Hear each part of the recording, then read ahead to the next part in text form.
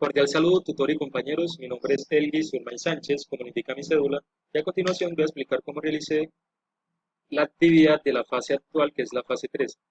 Primero que todo, debemos hallar los valores del filtro pasabajas, ¿sí? En el cual, primero que todo, hallamos la frecuencia de corte mínimo. Esta se obtiene realizando la operación matemática de 10 por la frecuencia de paso. En este caso sería de 600 Hz. Ahora, la frecuencia de corte máxima se obtiene realizando la división de la frecuencia máxima eliminar sobre 10. Esto nos daría un valor de 90 Hz. La frecuencia de corte promedio se obtiene realizando la sumatoria de la frecuencia de corte mínimo más la frecuencia de corte máximo dividido entre 2. Realizando esta operación matemática nos daría una frecuencia de corte promedio de 345 Hz. Ahora, para hallar el valor de LC, esto lo debemos hacer para tener el valor de la bobina. Realizamos las siguientes operaciones matemáticas, los siguientes despejes, en el cual nos da un valor de 2.128 por 10 a la menos 7 Hz.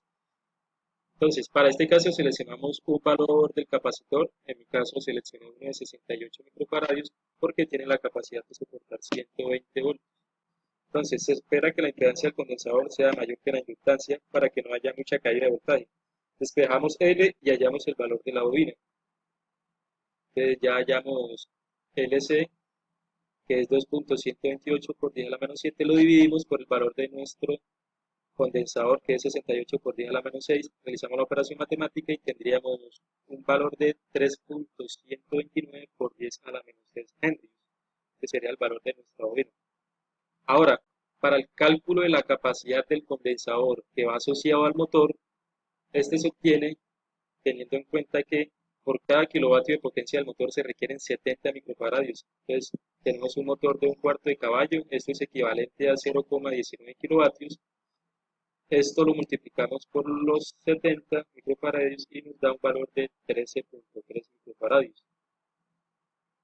Ahora vamos a mirar acá nuestro circuito en el software de Proteus, en el cual tenemos acá los amplificadores operacionales diseñados en la fase 2. Estos son para generar la señal SPWM que va a alimentar nuestros dos drivers.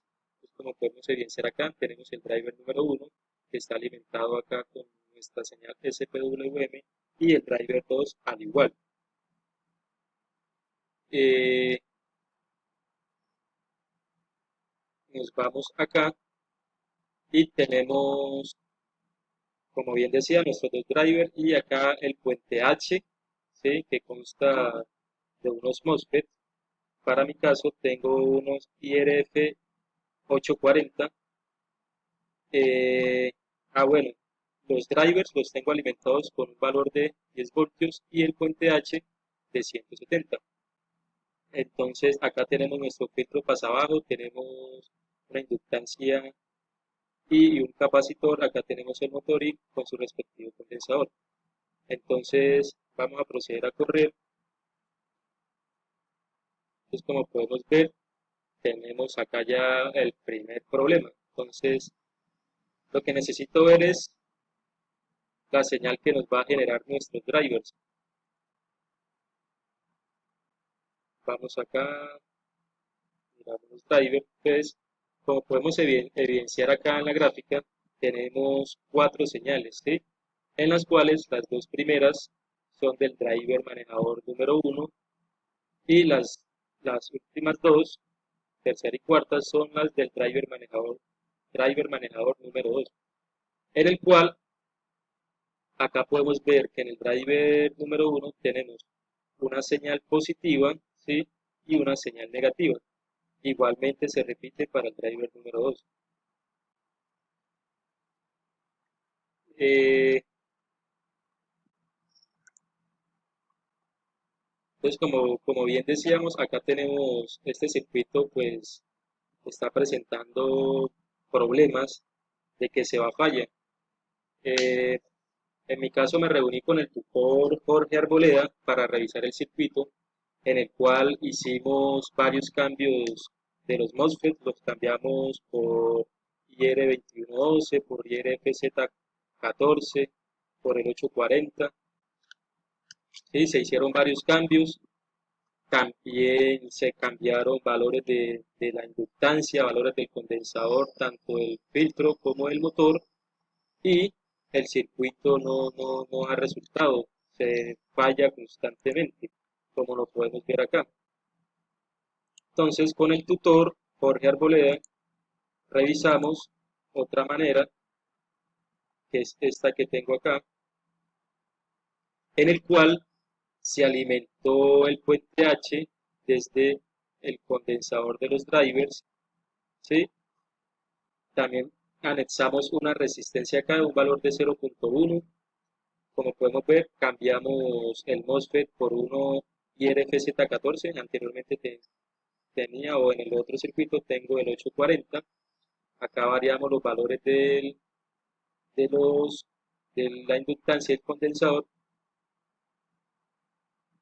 Corremos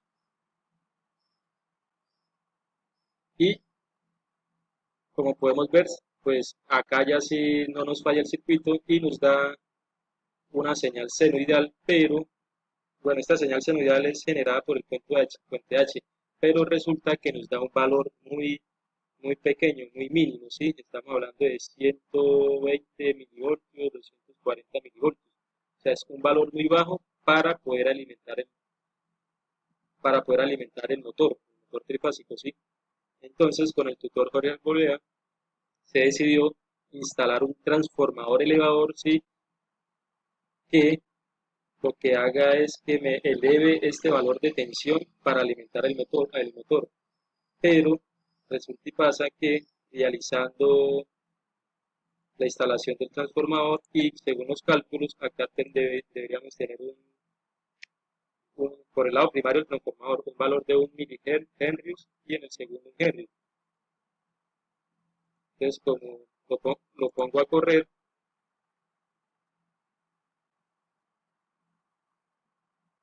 ponemos a correr el circuito, miramos acá nuestra forma de onda y pues no nos genera una señal, ¿sí? No nos genera la señal.